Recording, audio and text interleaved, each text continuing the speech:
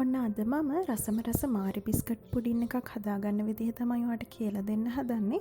මේකට මම icing sugar එකතු කරගන්නේ නැහැ. ඒ වුණාට ගොඩාක් රසට මේක මම හදලා දෙන්න ඔයාලට කියලා දෙනවා. ඉතින් අපි වීඩියෝ එකට යමු. මෙතන අවශ්‍ය කරන අමුද්‍රව්‍ය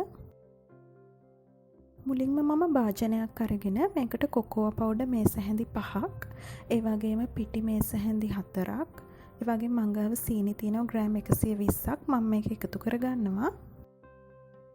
ඊළඟට කැට නැති වෙනකන් මේ ටික හොඳින් කලවම් කරගන්න ඕන.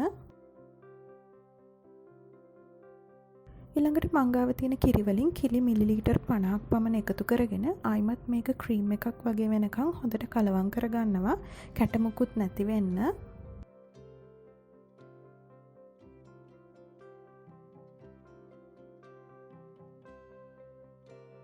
ඊළඟට මම මේක ලිපින් තියලා මගේ ඉතුරු කිරි ටික මේ මිශ්‍රණයට එකතු කර ගන්නවා.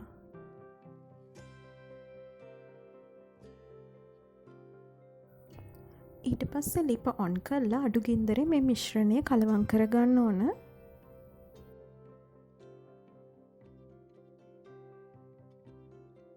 ඉතින් ඔයාලට ටිකක් වෙලා යනකොට දැනෙනවා විනාඩියක් පමණ යනකොට මේ මිශ්‍රණය ටිකක් උකු වේගෙන වගේ එනවා.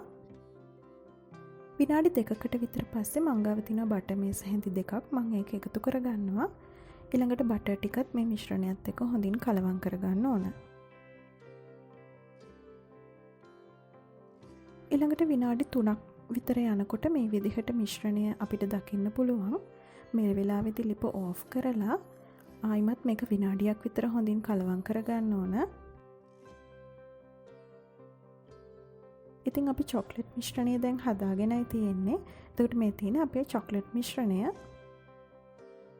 ඊළඟට මම බිස්කට් පුඩින් එක හදාගන්න ට්‍රේ එක අරගෙන ඒකට පාච්මන්ට් පේපර් එකක් හරි එහෙම නැත්නම් ලන්ච් ෂීට් එකක් උනත් මේකට දාගන්න පුළුවන්. ඊළඟට මම කිරි කෝප්ප කාලක් ගන්නවා අපේ මාරි බිස්කට් ටික පොඟව ගන්න. ඉතින් අපි කවුරුත් දන්නවා මේ විදිහට අපි බිස්කට් එකක් අරගෙන මාරි බිස්කට් එක කිරිවල පොඟවලා මේ විදිහට ට්‍රේ එකෙන් තියාගන්නවා. ඉතින් මේ විදිහට මාරි බිස්කට් ටික අරගෙන ඔයාලට ලස්සනට ට්‍රේ එකේ තියාගන්න පුළුවන්.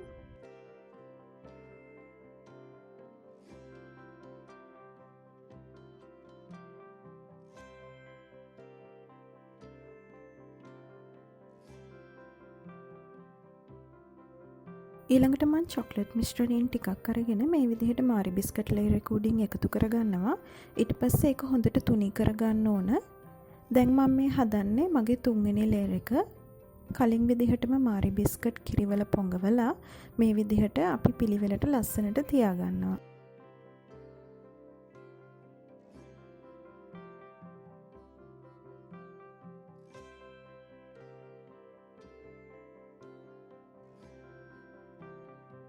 ඉතින් මම මේ දැන් චොක්ලට් මිශ්‍රණයෙන් මගේ දෙවෙනි ලේයර් එක කවර් කරගත්තා. දැන් මම මේ දාන්නේ තුන්වෙනි ලේයර් එක. කලින් විදිහටම මාරි බිස්කට් කිරිවල පොඟවලා මේ විදිහට තුන්වෙනි ලේයර් එක හදාගන්න පුළුවන්. ඉතින් මම ඉතුරු වෙලා තියෙන චොක්ලට් මිශ්‍රණය ඔක්කොම මේ තුන්වෙනි ලේයර් එක කවර් කරගන්න දාගන්නවා. ඉතින් මාරි බිස්කට් පේන්නේ නැති වෙන්න අපි මේ චොක්ලට් මිශ්‍රණය දාලා හොඳට තුනී කරගන්න ඕන. මෙන්න මේ විදිහට.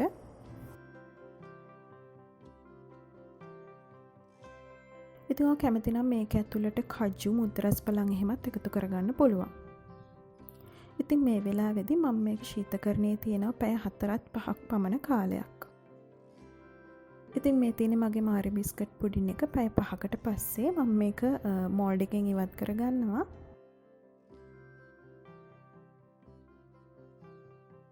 ඉතින් මේ වෙලාවේදී මම මේ ලන්ච් ෂීට් එකත් මේකෙන් ඉවත් කරගන්නවා.